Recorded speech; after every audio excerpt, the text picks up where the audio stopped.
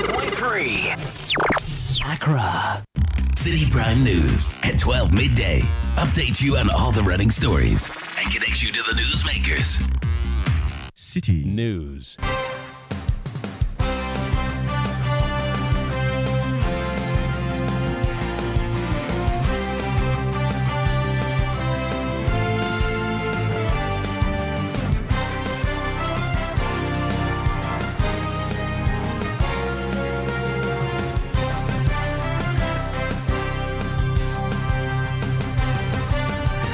This is the Election Bureau. Hello, good afternoon, and welcome to the Citi Prime News. The news is live from our studio at Adabraka in Accra. I am Zoe Abubeiduado. Coming up, hundreds of Ghanaians take to the streets urging an end to illegal mining whilst expressing solidarity for arrested protesters.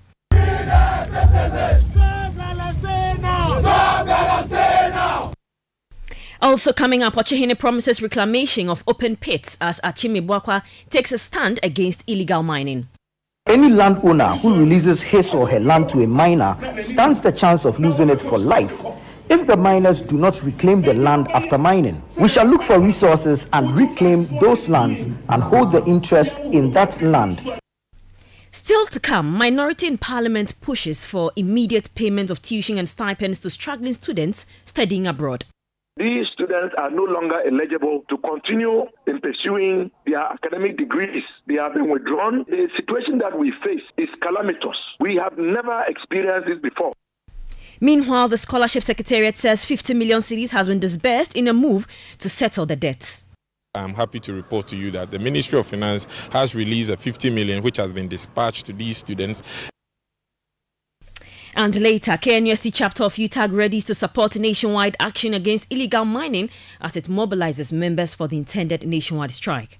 But on whether or not organized labor action we're going to take part, yes, UTAG is going to be fully involved.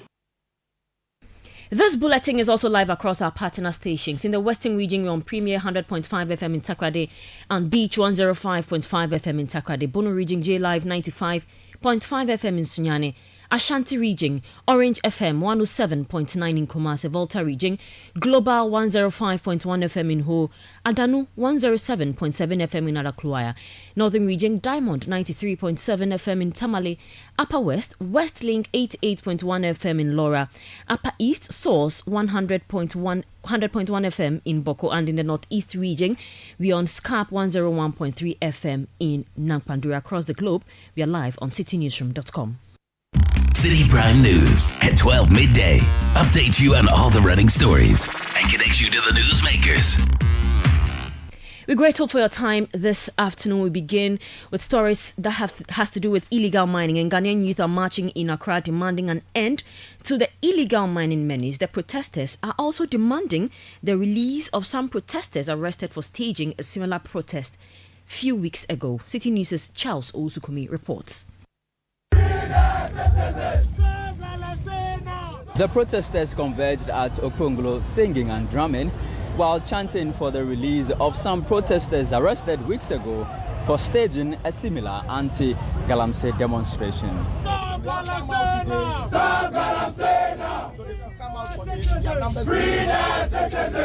Lead convener Brownson Adache addressed the protesters. We're supposed to make our message visible. The message we have on the placard, we want Ghanaians to see.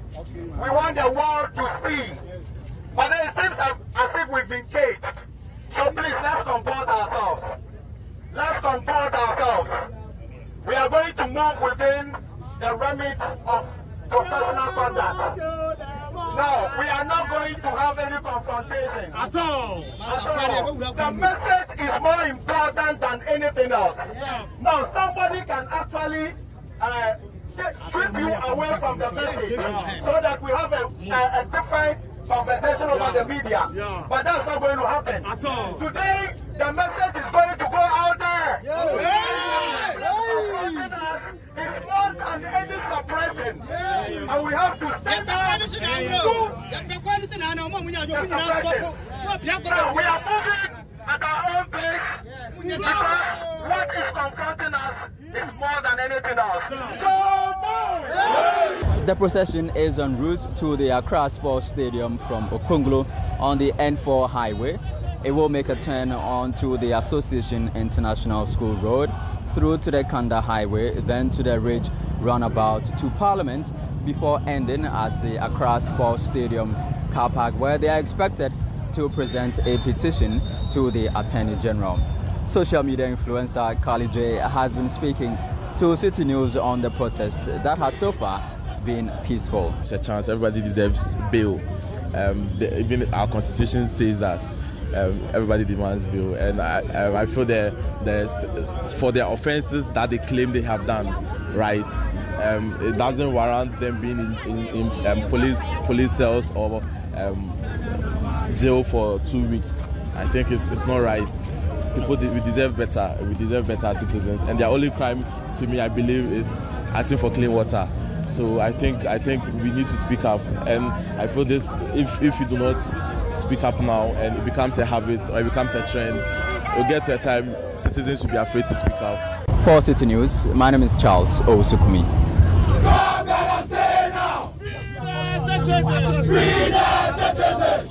So that was Charles Owusukumi's report, and he joins us on the phone lines for more on this particular demonstration or protest that is happening here in Accra. Good afternoon, Charles. Thank you so much for joining us this afternoon. Where have the protesters gotten to now?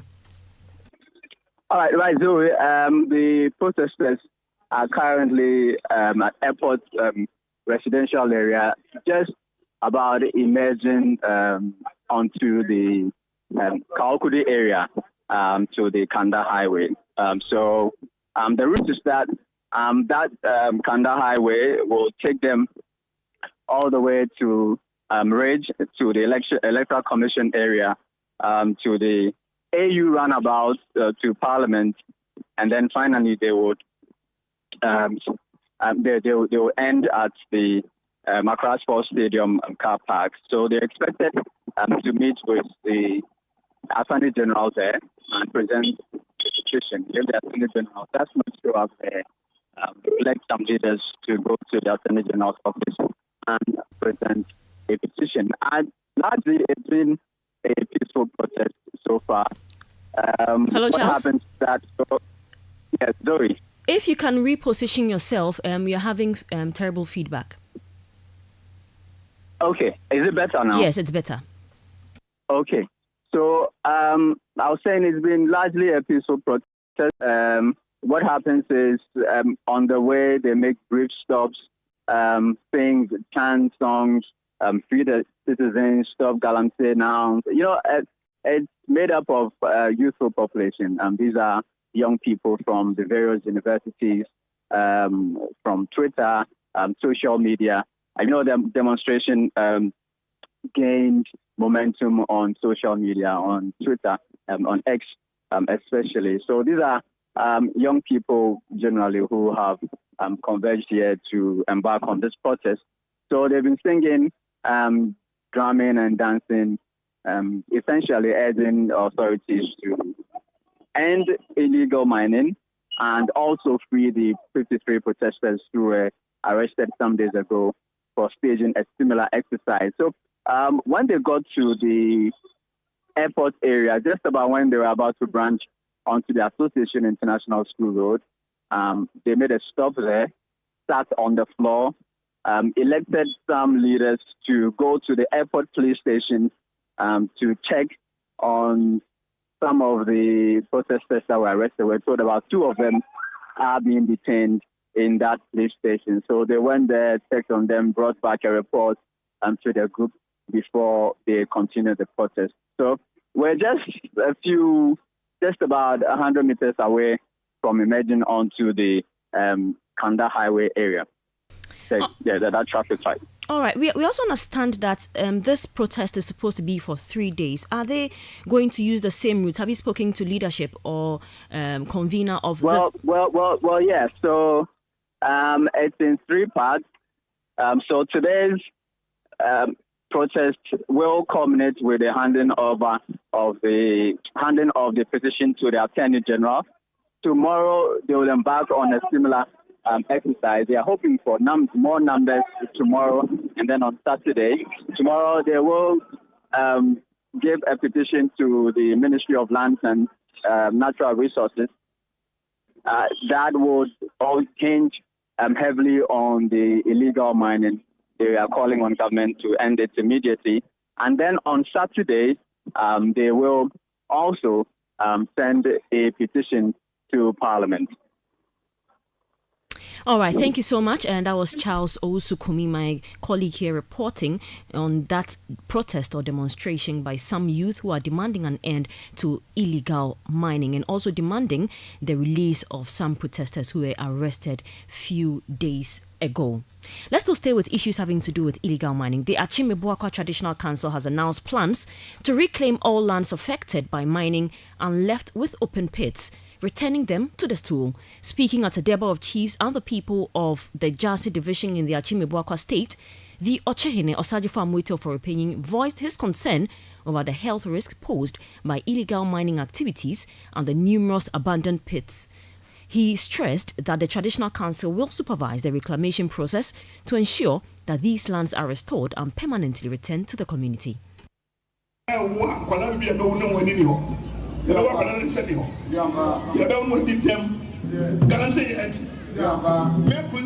Any landowner who releases his or her land to a miner stands the chance of losing it for life if the miners do not reclaim the land after mining. We shall look for resources and reclaim those lands and hold the interest in that land, and nobody can do anything about it.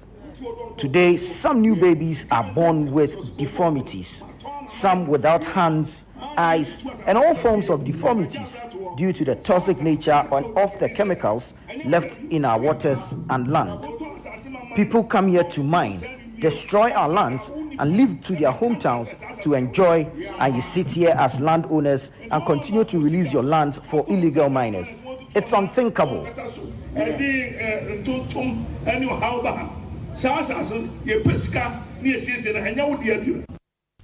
was the Ochehene Osajifo Amoitia for opinion. Still on illegal mining, the University Teachers Association of Ghana, UTAG, has begun rallying its members in preparation for the impending nationwide strike declared by organized labor, reaffirming its commitment to fighting illegal mining. The Kwame Nkrumah University of Science and Technology chapter of UTAG has expressed its readiness to participate in any action that pressures the government to implement measures to stop the ongoing destruction of water bodies and the environment caused by illegal mining. President of the KNUST chapter of UTAG, Professor Eric Abavari, stated that the association is fully committed and will support organized labor's efforts to push the government into action against illegal mining. If the government really want to solve, we already have the data. The report of Professor Frimpong is still there. Professor Frimpong mentioned names, mentioned companies who were involved. So if the president really want to solve it, he does not have to waste the taxpayers' money, but just go and take that report and implement it, because the people are there. So for me, or for UTAG, it is a fluke.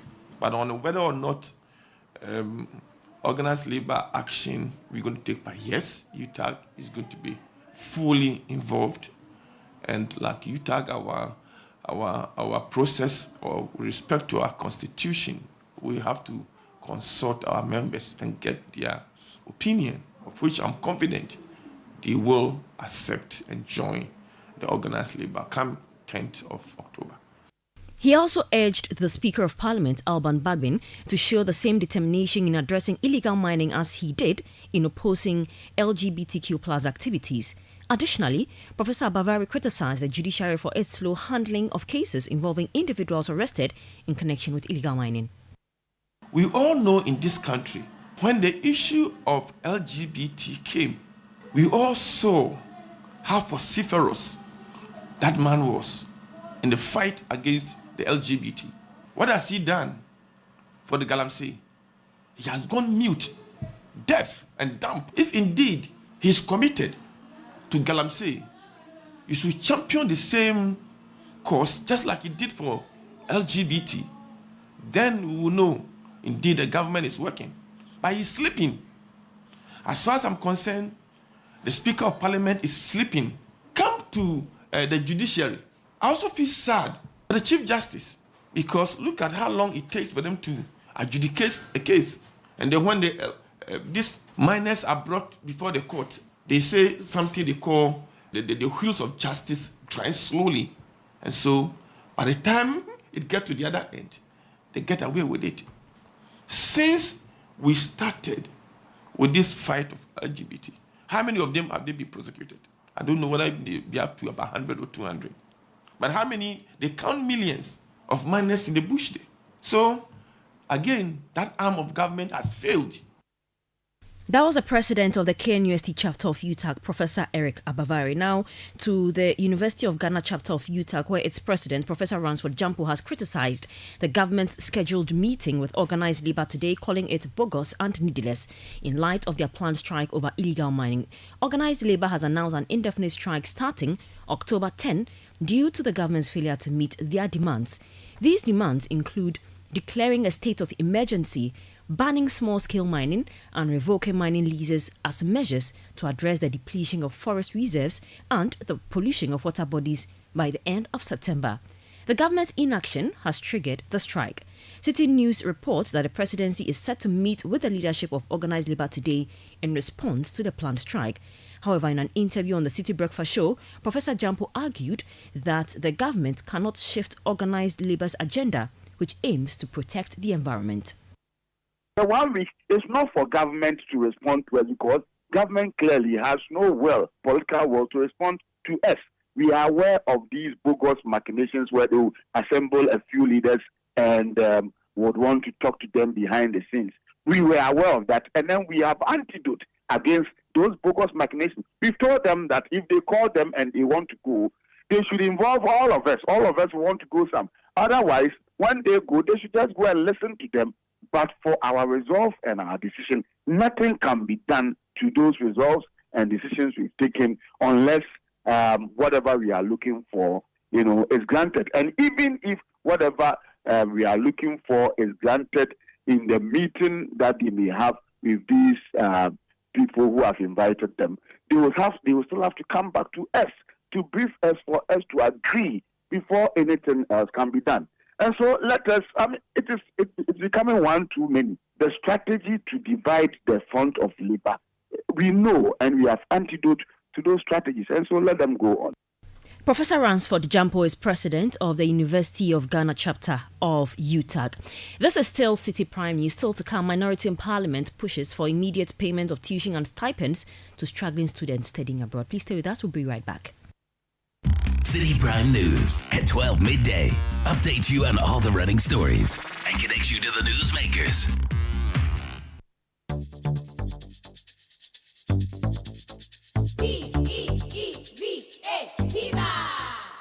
Looking for a burst of flavor in every sip? Discover the refreshing taste of Piva beverages. Enjoy the classic Piva Cola flavor, perfect fit anytime. How about a fruity adventure?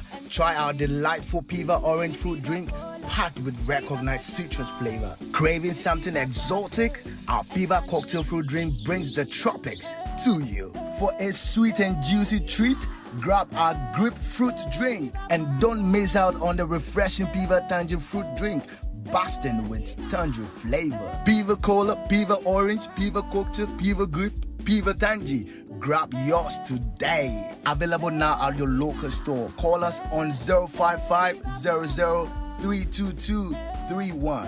Piva, a taste you'd love. This advert is FDA approved. P for Piva. Channel 1 TV is live on DSTV, GoTV, and HD+. On DSTV, find us on Channel 363.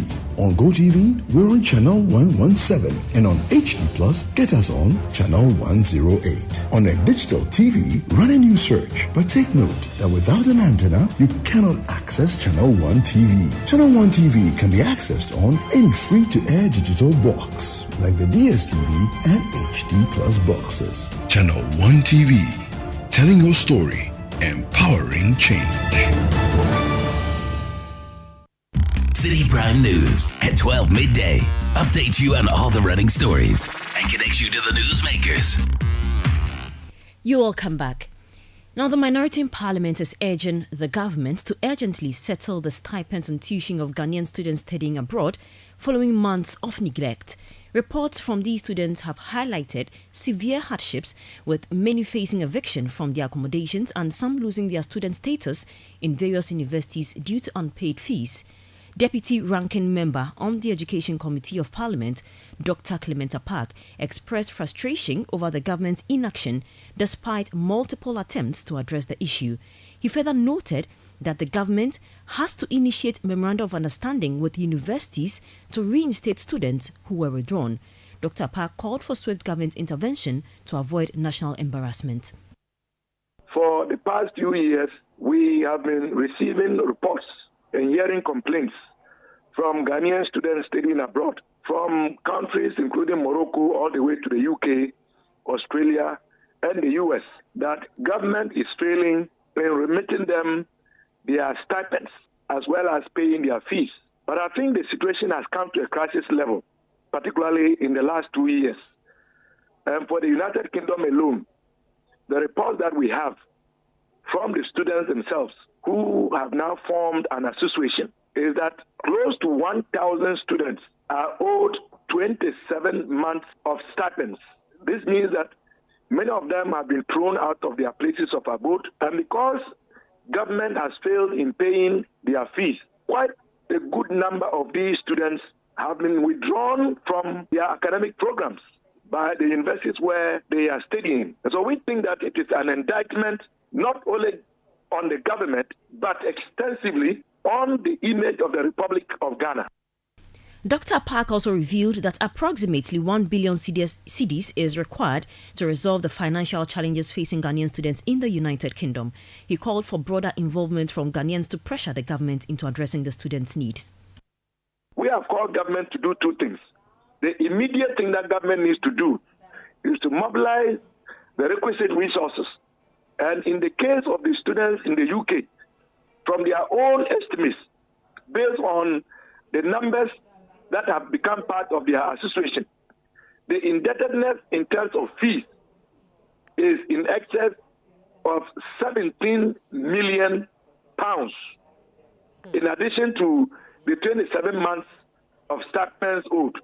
So government ought to quickly mobilize those amounts to pay the fees, and then government would have to immediately renegotiate memoranda of understanding with the schools where the students have already been withdrawn, so that the students can be reinstated for them to continue to pursue the degrees for which we send them abroad. Deputy Ranking Member on the Education Committee of Parliament, Dr. Clement Apak.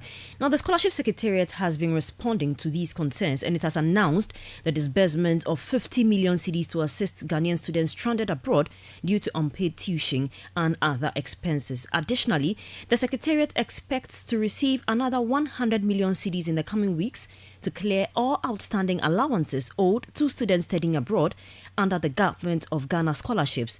There have been reports of Ghanaian students facing financial difficulties.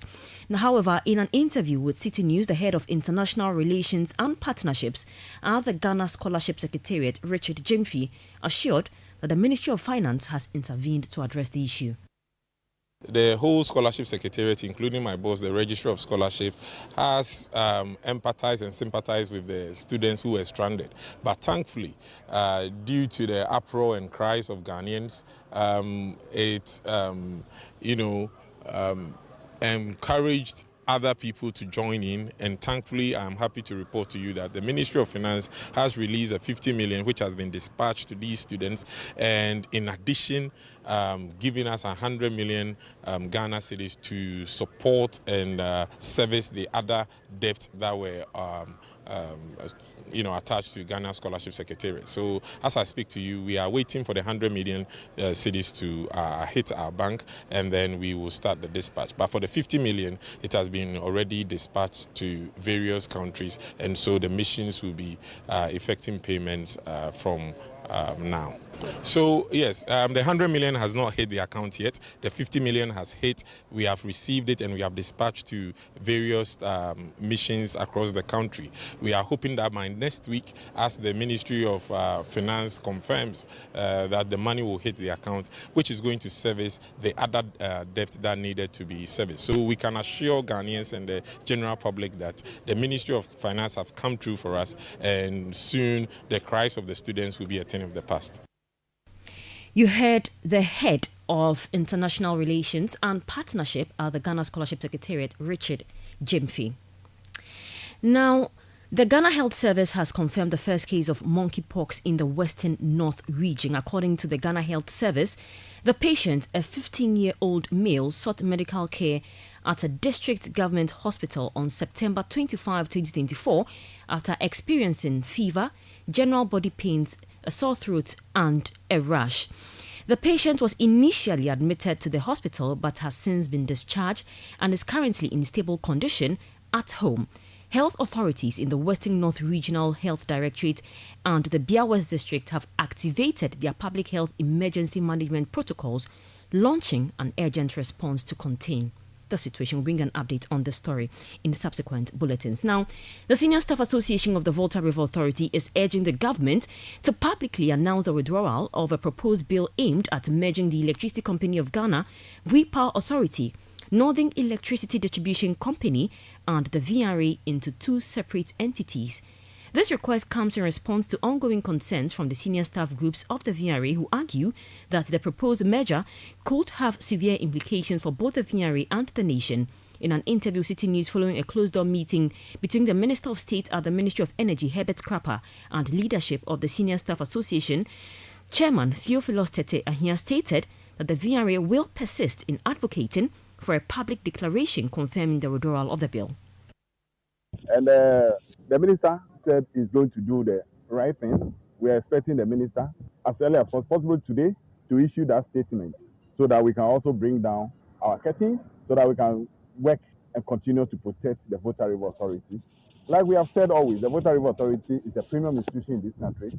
It's the bloodline of this country in terms of our economy, our national security, and we shall never allow anybody to dismember the Volta River Authority. Any attempt to dismember the Volta River Authority will be resisted. We, the staff of the Volta River Authority and the good people of this country, are prepared to fight for the Volta River Authority for its sustenance and also to continue to provide the reliable electricity affordable to the people of this country. So that is what we are going to do. With the minister, we are finished. We are expecting him to issue that statement calling for the withdrawal of the bill from Parliament. As soon as that is done, we will also stay our actions to ensure that peace continues to prevail within the Volta River Authority. You heard the chairman of the Senior Staff Association of the Volta River Authority, Theophilus Tete Ahia. Now, the Ghana Police Service has launched an investigation into the alleged lynching of a prison officer in Kaswa in the Central Region on Tuesday, October 1. The officer, who was stationed at the Nsawam Medium Prison, had travelled to Kaswa over the weekend to visit family when the incident occurred. According to the prison service, the officer's body was discovered days later. In an interview with Citi News, Public Relations Officer of the Ghana Prison Service, Superintendent Adamu Latif Abdul, stated that the prison service is working closely with the police service to ensure that the perpetrators of this heinous crime are brought to justice.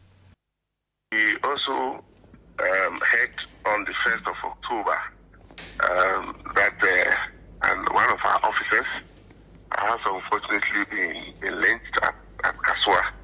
And the information we've gathered so far, although I must mention that the police has launched an investigation into the whole issue to establish the real reasons behind the lynch. But what we have gathered is that he went to visit his mother and went out to attend to other issues. So it was during that time that he didn't return, and then the mother raised an alarm. She reported to the police that her son left the home and has not been seen for about a day. Yes, and so the police also led the mother to a deceased person that they retrieved the body for identification. And indeed, when the mother went, she identified the deceased as her son. So as we speak,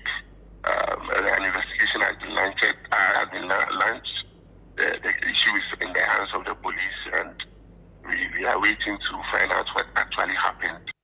Public Relations Officer of the Ghana Prison Service, Superintendent Adamu Latif Abdul. That'll be all for today's edition of the Citi Prime News, which came to you live from our studio at number 11 Dr. Martin Loop in Adabraka, Accra. My name is Zoe Abubeidu Ado. For more news, log on to citynewsroom.com. Keep listening to the Election Bureau. Citi News. We speak first. Reach our hotline on 0302 224959 and get interactive on Facebook, Citi 97.3 FM, and on Twitter at Citi 973. Citi 97.3. Accra. The city is alive on 97.3. Channel 1 TV is live on DSTV, GoTV, and HD+. On DSTV, find us on Channel 363. On GoTV, we're on Channel 117. And on HD+, get us on Channel 108.